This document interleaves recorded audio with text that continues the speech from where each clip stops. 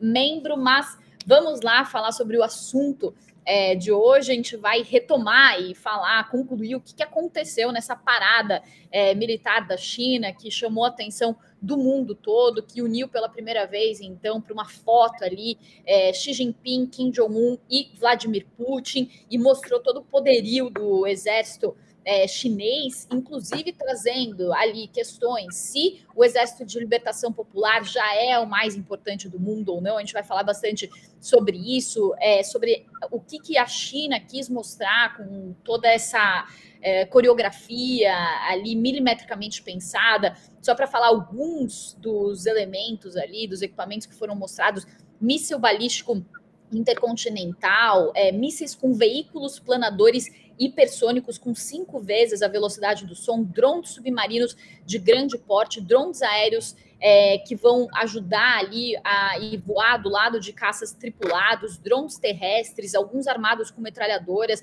Então, uma rara demonstração do poderio militar chinês, e também destaque para os lasers que foram mostrados, 2 versões enormes, né, projetadas para defesa aérea naval e também para proteger tropas em terra. E o que os especialistas estão dizendo é que esses lasers, eles pertencem a uma classe chamada de armas de energia direcionada, que podem incluir sistemas de micro-ondas de alta potência. Então, em vez de usar projéteis para uma morte cinética, essas armas dependem de energia e conseguem interromper sistemas elétricos internos, ofuscar sensores como óticos e radares. Então, realmente, equipamentos muito potentes. E o papo aqui nos Estados Unidos é que essa parada causou uma inveja em Donald Trump, que não está numa autocracia nesse momento, então não poderia fazer uma parada como essa. Queria começar, então, hoje pelo Américo. Américo, o que você achou dessa parada? Quais são os seus destaques? Trump teve motivos, de fato, para ficar com inveja dessa demonstração toda aí por parte dos chineses? Bom, o Trump aparentemente adora esse tipo de festa, né? Esse tipo de desfile militar, esses tipos de homenagens que mostram aí a grande história das nações. Ele foi uma vez numa das paradas e das festas sobre a Revolução Francesa lá em Paris, ficou impressionadíssimo com o Macron. Isso foi no primeiro mandato dele. Pensou em fazer uma coisa parecida nos Estados Unidos. Como você disse, ele está trabalhando dia e noite para transformar os Estados Unidos numa autocracia.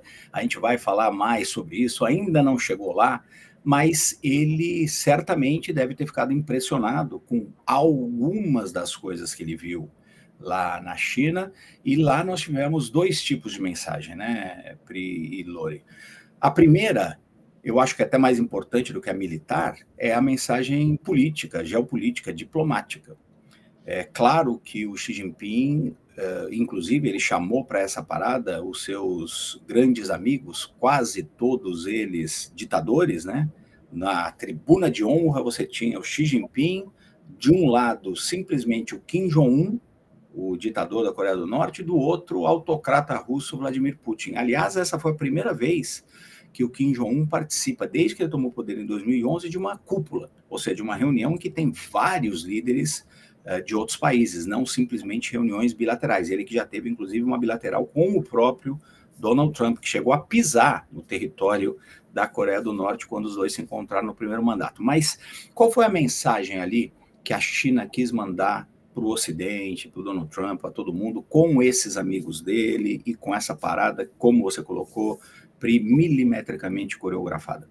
Ele quis dizer que ele quis dizer com atos ali, com imagens, o que ele já vem trabalhando há muito tempo, que é a China defendendo uma nova ordem global, muito diferente dessa ordem que nós temos hoje, que o Trump também tem lá suas desavenças com ela, também está desmanchando parte dessa ordem global que foi montada na Segunda Guerra Mundial, em grande parte pelos Estados Unidos e pelos seus aliados europeus, mas os Estados Unidos tiveram um papel muito fundamental na criação dessa ordem, do multilateralismo, do livre comércio, do sistema de governança global baseado no Conselho de Segurança da ONU e na ONU.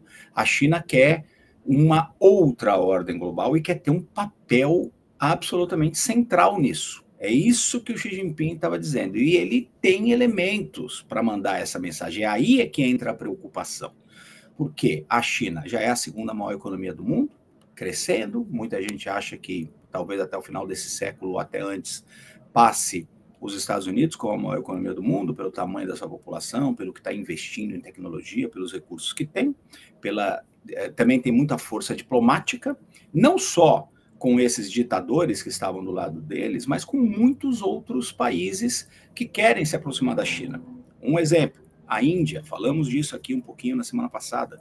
Antes dessa parada, nós tivemos durante o final de semana a reunião de cúpula da Organização para a Cooperação de Xangai, que é uma organização mais de segurança, mas que cada vez mais vira ali um BRICS com poder de fato, com países que de fato têm poder, inclusive militar ali, onde eles atuam.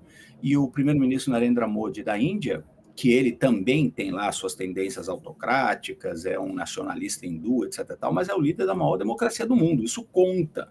Ele esteve nessa reunião, ele teve reuniões bilaterais com o Xi Jinping e ele quer se aproximar da China, apesar das rivalidades enormes que existem há décadas já entre Índia e China, inclusive com disputas militares que eles tiveram nas fronteiras. Então a China começa a atrair outros, tem esse poder econômico que eu disse, está demonstrando mais poder diplomático e essa parada mostrou o poder militar que eles têm, que todo mundo já sabia. A China é a segunda maior potência militar do mundo, e como você colocou, Pri, você deu vários exemplos aí, não precisamos repetir agora, de armas super tecnológicas, super de ponta, que podem ter causado talvez alguma inveja no Trump. Lembrando que os Estados Unidos continuam sendo a maior potência, tanto econômica como militar do mundo, tem os equipamentos mais sofisticados e tem uma diferença fundamental aqui.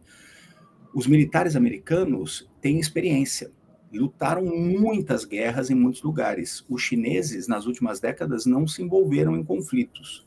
Então, eles estão modernizando suas forças armadas. O Xi Jinping fez muitas reformas internas nessas forças armadas, determinou investimentos muito mais poderosos nos militares, mas eles não são necessariamente testados. Os generais chineses não se envolveram em conflitos recentes. China, desde a Segunda Guerra Mundial, teve primeiro o fim lá da Revolução Comunista, depois de destaque mesmo a guerra na Coreia, e também ajuda no Vietnã, e vários pequenos conflitos ali até a década de 70. Desde então, a China não se envolveu nisso.